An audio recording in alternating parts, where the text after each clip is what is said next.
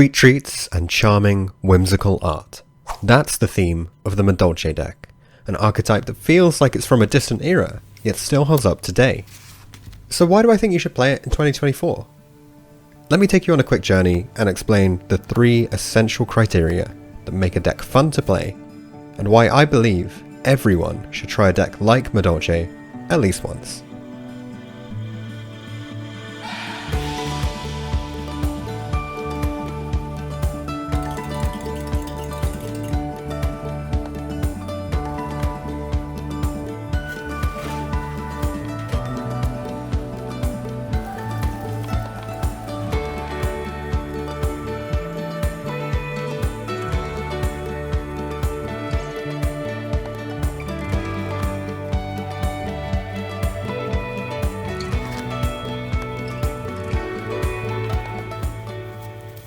Let's start with a typical Madolche deck list.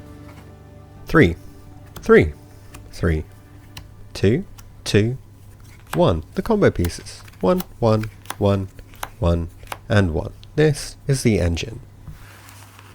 1, 3, and 1 for consistency. 1, 3, 3, 3, 1, 1, 1, and 3.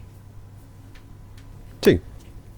1, 2, 1, 1, and 2. Rank Force. Zeus and Anti-Zeus. At its core, the deck revolves around special summoning multiple monsters while triggering effects by shuffling cards from the graveyard back into the deck. And here's where the first pillar of fun comes into play: card manipulation.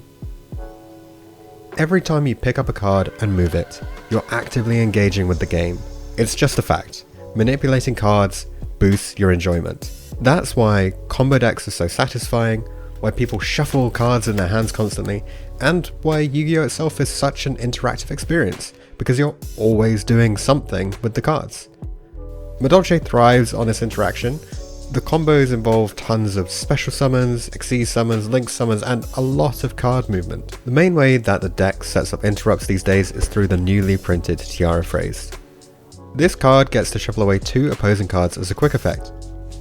Similarly, Glassy Flay gets to shuffle away 2 opposing cards in the graveyard, and the new trap returns effect monsters to the hand. All of these are interactive effects.